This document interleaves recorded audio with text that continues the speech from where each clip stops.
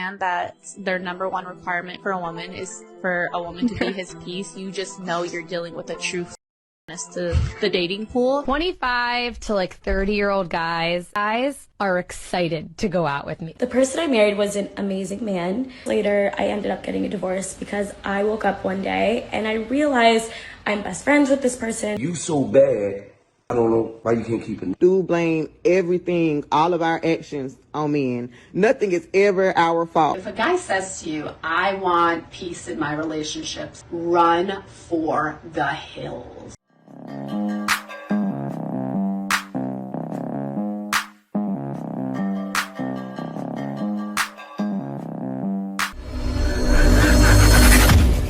Welcome back to More to Life. Before I get into this video, like, comment, subscribe. Also, smash that notification bell just to be sure you get on my videos as soon as I release them. Let's get into this. I need the package, but I love it. If you love me to death, was high value, emotionally intelligent, and gave me everything that I wanted, the love, the trinkets, the gestures, and you were high functioning too. That would be awesome. Right. But we don't think we could get all that in one. So we settle for one or the other. You can't. Why can't we? Because you don't qualify. Straight to the point. A lot of y'all don't qualify for a high value man. Like, what makes you qualify for a high value man? Okay. So how do you know you don't qualify for this? Again, we're talking high earning, high value. Well, here's a few like ways all to know of that you don't qualify. Have you ever met one? I'm kind of still confused. No, exactly. The reason why you want to know where high value men at and you can't find one is because you don't qualify for one. Watch this. You want to know how you don't qualify for a Rolls Royce? Watch this. Have you ever been in a Rolls Royce dealership? No. Why? Because I don't qualify for one. Exactly. You never even been in a Rolls Royce dealership. The man is right. And they get shocked, but all he's doing is explaining logic to you because it's true. You don't qualify to buy a Gucci bag because you can't afford it. But guess what they do? They buy them anyway, don't they? Let me tell you, if a guy says to you, I want peace in my relationships, if he says, I want a drama-free relationship, if he says, I just want things to be easy, run for the hills. Run for the hills immediately in that moment. Just turn around and walk away. But wait! There's more! I think any man that their number one requirement for a woman is for a woman to be his piece, you just know you're dealing with a true to the dating pool. Because what the do you mean you need me to be your piece? If you gotta ask for peace, you're a piece. Honestly. Alright, let's... Man, it's wild, but think about what would make them say this. So you think a man is supposed to accept headaches all the time? Accept someone that's not in their right mind, that drives them crazy? Because seriously, men are saying, if you're going to act a fool, because a lot of times women do this, they act a fool when they don't get their way. We don't want to deal with it. Stay over there. Stay far away from me. More men are saying that nowadays. That's why so many are left, why don't men talk anymore? Because women are because women are unhinged. That's why men aren't talking anymore. Unless you're offering to pay for the babysitter, I'm not going on that date. Huh? Don't just assume that I'm going to be able to drop off my child somewhere, because most likely I'm not. Offer to pay for the babysitter. That's going to make me more receptive to want to go and spend my time with you. Exactly. You see how those guys laugh there? Now imagine a guy taking time out of his schedule, even if he's not busy, to deal with that. Oh, you better pay for my babysitter. Don't you want to get to know me? Don't you want to see if I fit with you for the long term? Like, especially that you have kids. But you know what though? This is why guys are not pursuing kids. She just said you have to pay for the babysitter. No. Get your stepdaddy to watch you. That's what you do. Because a man shouldn't pay for anything. The 25 to like 30-year-old guys, I'm almost 36. Yeah. Those guys are excited to go out with me. They will plan the date. They will go the extra mile, and they have this like young, fun, they want to impress me. It's the guys who are my age and older that feel kind of jaded. Like they're just like, yeah, let's go on a walk. Your walk, man. A walk? I'm sick. Don't ask me to go plan a date. You're not gonna, huh? Because you're gonna show up in Lululemon shorts, and I'm gonna look somewhat cute. I'm gonna have to put on makeup. That the effort level is not matching, and I need to. I match. also am like, no, let's just FaceTime. You want to FaceTime vibe chat? Yeah, if that's what this walk is for, count me out. Yeah, let the younger guys have you. This is exactly what. But you know what? They'll get older one day and say, "What was I doing? I wasted my time putting my seed in someone I can't even have children." But it's a good ending to that, because men, even though they get older, can always reproduce. That's the difference. So you got to ask yourself, ladies, you're sitting around wasting your time, or chasing the bag is even worse, because you're chasing the bag. Then you get older and you look forward to younger men being with you. Like deep down, you think they're taking you seriously? Yes, they want to impress, because they want to show you, I'm a big boy now. That's what they're trying to do. Older men are thinking, I don't need to prove anything to you. And you know what's wild? When younger guys start to think like that, they will start to save more money. They will start to be happier. They'll be more at peace. Why? Because they'll start choosing their peace and start ignoring the older leftover woman. I hate to say it. Because I don't like being on the men's side. But y'all, we do blame everything, all of our actions on men. Nothing is ever our fault. Real talk. Like nothing. Every time another woman corrects another woman about something, it's always the result of something a man did. It's always about the man. Oh, I did this because of the man. I was acting like this because of a man.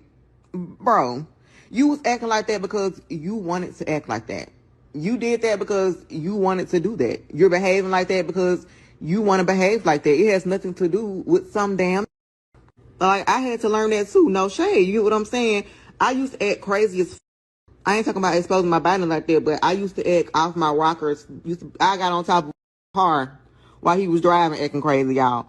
And I used to be like, well, it's his fault. He the one had me acting crazy. And don't get me wrong, like, his actions may have played a part. But yeah, you see how she said, I hate to bash this woman, but how she said not exposing my body, but she did exactly that. She did it all. I can tell from your pronunciation of your words, you are from the gutter. I can tell from the bonnet you have on your head, you are from the gutter. You finally realized I was a nightmare to deal with. Men pit up with me, and I was a nightmare. I drove these men through hell. I finally understand what they're talking about.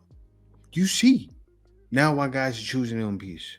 But it took for me to get in a relationship with another guy and still act that same crazy way for me to realize you just crazy. It ain't even a man at this point. You just a crazy. Reflection. That's what happens when you look in the mirror and then you're single. And then you go, why am I single? That was your answer. You couldn't fight it. You fought it your whole life. Men this, men that. And then you find this some self-reflection. And you came to your realization. Now that's a great thing. Now change. I'm happy you're telling it to other women out there. Maybe they can change. Something needs to happen because the date market is screwed. Dashay and B. Simone were on the live stream. B. Simone asked the question of, why don't men approach me? Why aren't they in my DMs? Why don't they take me out on dates? And Dashay, to her question, answered, they're intimidated by you. You have a vibrant presence. You make a lot of money. Sometimes men don't know what to do with that. And I disagree. I think he was being very gentle and kind with her. I think that desperation has a sound, and it has a scent, and it has a look. And I love B. Simone, and she's beautiful. She's talented. She's strong. She's everything, right? But you can still sense the brokenness to where, like, she's been talking a lot about codependence, where she's very serious in her approach with dating and relationships. Therefore, a lot of men be like, I can't touch that, because they know that it'll cling. And sometimes when you have everything going for yourself and yet you're so desperate, it makes people wonder, well, what's wrong with her? Even though nothing is wrong with you. You're so desperate for love, even though you are love. Therefore, people don't want the responsibility of loving you, because they understand that you are so much love that they would break you, and they don't want to break you.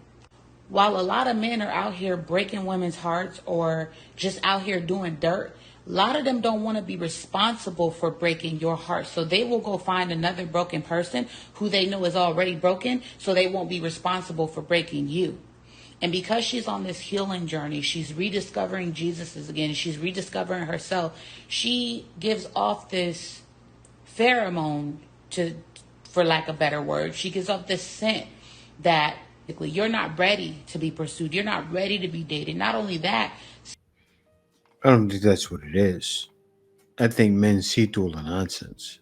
That's what's happened, right? Because look, what did you say she's doing? She's giving her life to God. I just showed a video with a bunch of women that were acting like they gave their life to God, because they've been doing it for years, to try to get on men's good graces. So who's to say that's not what men are thinking? That's probably what they're thinking. They're not falling for it. not only that, sometimes you can overly silly yourself. You can overly clown yourself to where nobody takes you seriously. Or you can become so serious that people don't want the responsibility of carrying you in all your seriousness. Been there, done that.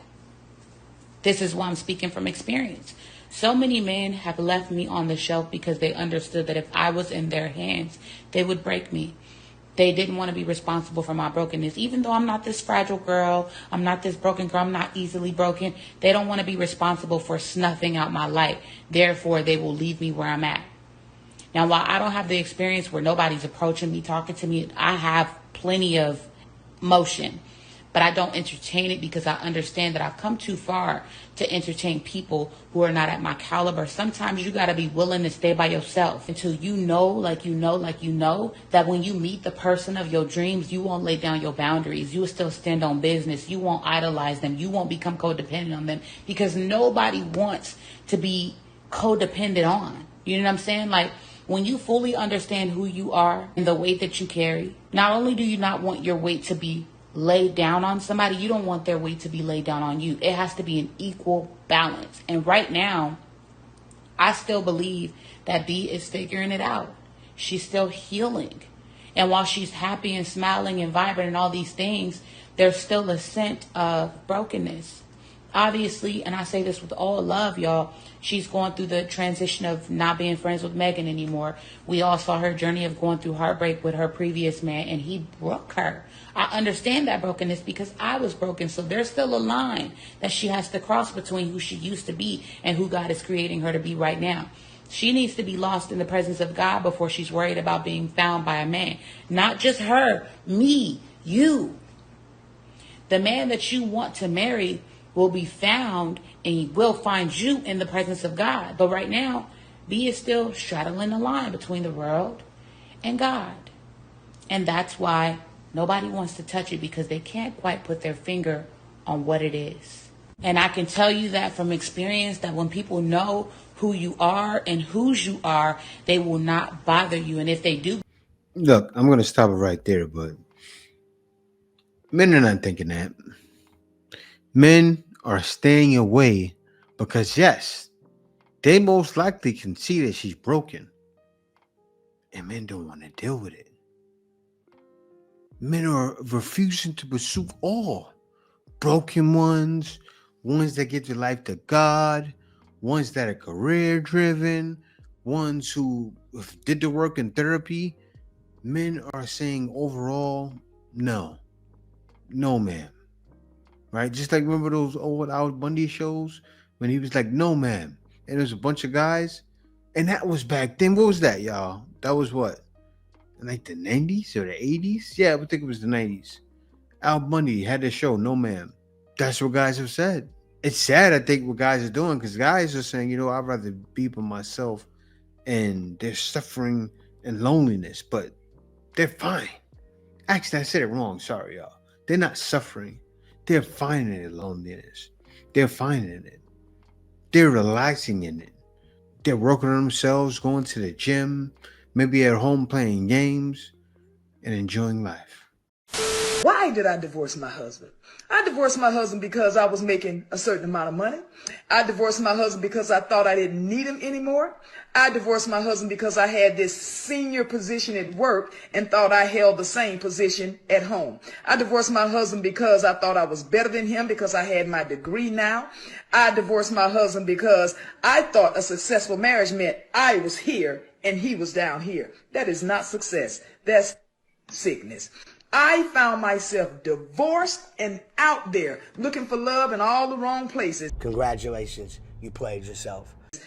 This one and that one and that one and that one and this one and that one. Jesus Christ. And my body count going up and my value going down. I'm just going to call it like a TI is. All the while, my husband done found somebody else building a relationship and building a life with them. I should have stayed married to my husband. I felt like I was on this dark road with no street lights, pitch dark, and I couldn't find my way and didn't know which way to go. I felt lost. I felt like I was walking barefoot on that dark road with pebbles and hot rocks sticking my foot. I felt hurt. I felt alone because every time he and that one and this one and that one left my bed, I was alone all by myself. And which was supposed to be soft and comfortable for me, my pillow, it was now filled with tears. Yeah. She did it to herself. And many more are. Why? I mean, being independent, you feel like, man, I can take on the world. I can do anything a man can do. And you can't. Because men, we suffer in loneliness. Not loneliness, I said it wrong. We don't suffer in loneliness. Men are used to being lonely. That I repeat, we're used to being lonely.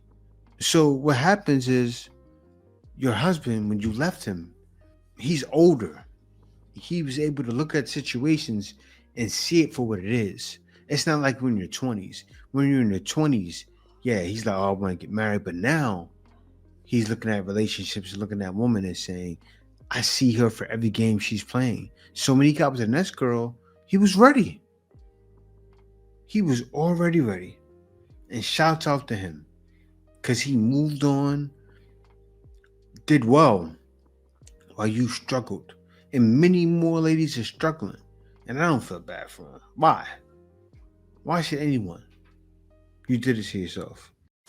I got married and divorced in my early 20s. I got married when I was 19 to my first boyfriend I'd ever had. We started dating when I was like 17 or 18. And then a couple years later, we got not married, which is also known as divorce. I literally never talk about this because I never speak publicly about it. Honestly, it's been such a hard thing to ever speak about. But I remember feeling really lonely through that process. And just in case there's one other girl out there who can relate, I will share a little bit. The person I married was an amazing man. He was great to me. We were really, really young when we got married. We got married during my parents getting a divorce, and I really wanted to make a stable family of my own. Nobody forced me to get married. If anything, people were like, are you sure? And I'm like, yeah. Years later, I ended up getting a divorce because I woke up one day and I realized I'm best friends with this person, I'm roommates with this person, I'm co-workers with this person. We were youth pastors at the time, which I really, really hated, but that is for another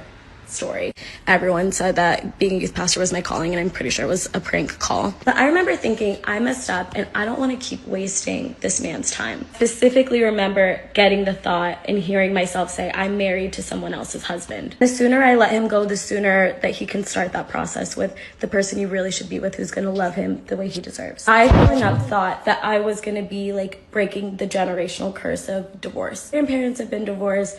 My parents are divorced. When I got married, a lot of people were like, you're gonna break this generational curse of divorce and it's gonna be amazing. So then when I wanted to get a divorce, I was like, but what about the generational curse I'm supposed to break? I also was very depressed at the time, but I had this feeling of maybe I'm supposed to break the generational curse of staying married far decades longer than you should, and then having people and yourself start over 20, 30 years down the road, especially when there's kids involved or ministries involved or all these things that you've built. I'm not saying this because I'm telling you, go get divorced if you have had a fight with your husband and you're like, let me divorce this man. But I remember going through the loneliest time of my life when that was happening. I was so embarrassed. I was so ashamed. I lost all of my friends, and basically my life had to start over from scratch, especially because I worked in ministry. My life was over. My life is over. God is done with me.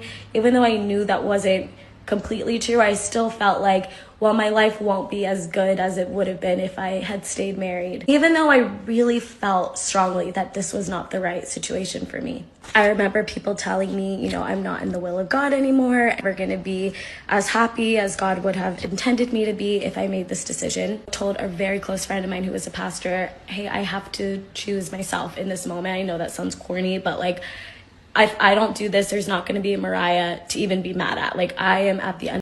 But why did you get divorced? I have yet to hear her talk about it. What did he do wrong? What did he do wrong as far as being your husband that will make you break your vows? That's why people in the church said that to you. And so what you could have said, you said, I feel like we're moving on different paths. They're probably like, what?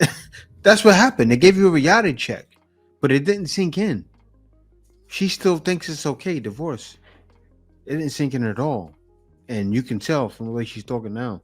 At the end of my rope, I really need to figure this stuff out on my own. And that person said to me, we don't choose ourselves. We don't live for ourselves. We live for our husbands and God. I'm sure he meant the best that he could, that those people meant that in a good way. I don't know. But let me tell you something. No matter what's going on in your life, whether you're getting married, getting divorced, having a baby, watching your babies grow up, going through a big change in life, or you're grieving or whatever, there's nothing we can do to mess up the grace of God. There's nothing we can do to extract ourselves from the love of God. And I know that we hear this all the time, but I need you guys to know I really thought my life was going to be so over, that everything was going to crumble around me and that I would never live a good life. But I still did what I did because I felt that much conviction to get a divorce. My ex is now married with 2 beautiful kids. He's very, very happy. I went through a pretty bad relationship after that. It was kind of abusive. I got out of it, and I wouldn't trade any of it for the world because that experience made me who I am. Now I look around my apartment in New York City, dating the most wonderful man in the world. I am not depressed. I have hope. I have joy. I know Jesus loves me. I'm living the life that baby me would have dreamed of and wouldn't even believe I'm living. The career that I love and that I'm passionate about. I'm not saying that this is because I got a divorce. I'm saying that even with all that I went through and all the things people thought would be the end of me, I thought would be the end of me, God has still blessed me. He's kept me. He's given me the most beautiful, beautiful, beautiful life. And there was a time I never would have thought I would even make it past the age of 24. So the fact I'm here is such a blessing. And no matter what you're going through, I just want you to know that you're loved and you cannot outrun the grace of God, the love of God. And no matter what's going on, you're never alone. And it'll always, always, always work out for the good of those who love him. Yeah, see, the thing is, what she's saying is not wrong. When she said the grace of God, things like that. But what her church community, what people were telling her was right. Because why did you divorce your husband? I still didn't hear a clear reason. What she was preaching was nothing wrong with it. Everyone should receive the grace of God because he's loving. He will continuously bless. He will continuously be there in your life. He will continuously be there when you're down. But, big but in there, you broke your vows. And what was your reason why? What do they call it? Irreconcilable differences? Whatever. I forgot the name of it. But that's not a good enough reason. Irreconcilable differences. Even the happiest couples have some differences that don't ever get resolved. The research is very clear. When they interview couples at the beginning of their relationship and then decades later, they still have some of the same differences that they came in with. But the happiest couples make a lot of room for their differences to peacefully coexist. And they have way more things that work for them than that area that does not. Seriously. Now, you need to do some praying, seriously. But besides that, so many are doing it. And they feel it's okay. That's why U.S. has turned into Sodom and Gomorrah. Now, laws are going to be passed to make it different, but is it going to be so much better when other laws of God will be broken? It gets deep. I got a question, right? So all the bad out there, all the bad single, that they not fresh out of a relationship, they've been single forever. It's just, they just a bad single. I just got a question for y'all. If you so bad, why you can't keep it? I'm just, explain it to me because I want to know. You know what I'm saying? I want to know why you so bad, but don't none of these niggas stay around. They lay you down, they spray you down, but they don't stay around.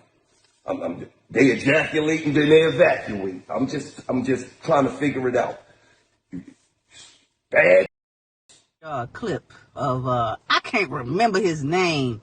Wallow cousin, Tootie husband. I know who he is, you know what I mean? But I just can't remember his name off top. But he wants to know, why are you bad, single, still single? And it's not like you fresh out, you've been single for years. I'm going to just tell you like this. I've been single for like 5-6 years. I've dated or whatever. But sometimes you got to give a person a dose of their own reality. So let me ask him this. The caliber of men that's out here now, he got a beautiful daughter, smart and everything. Would you want your daughter to deal with these men that's out here now? Would you want her to be bothered with the caliber of men that's out here now? Answer me that. Because, and I don't reference myself to being a bad or a boss, because what's understood needs no explanation. I don't need a title. And I bet you if he answered that question would be no. Because he knows he's in my age group, we in our 40s or whatever. Anybody in their 40s knows that there's a different caliber of men that's out here now. Period. And I guarantee you he would not want his baby out here dating none of these sweet drug addict, alcoholic men that's out here now. And they lazy. They have no real hustle or heart. I feel sorry. I have a 27-year-old daughter, and I really feel sorry for the women in her age group because it's totally different. And she's not used to seeing that type of man. She's used to a man making it happen for us. So she's just not going to accept, and she's just not used to. So anytime a man want to ask you why you single, ask him would he want his daughter to date these men? No, it has nothing to do with that, right? Because you're most likely still within that 5 years where you celibate. Answer that for me. And I'm sure your answer will be no. Ask the other woman, were you celibate? They weren't. Why is that? You're addicted. You've had too much of it. And guys know that. And what he is going to make sure that his daughter doesn't follow down the same path. If I had a daughter, that's what I would make sure of. Make sure she keeps it tight. Let her see everything going on nowadays. Explain to her what's going on and say, this is why you better keep it tight. Seriously. Because when you use goods, you end up use goods like with the leftovers. What's going on right now is the leftovers.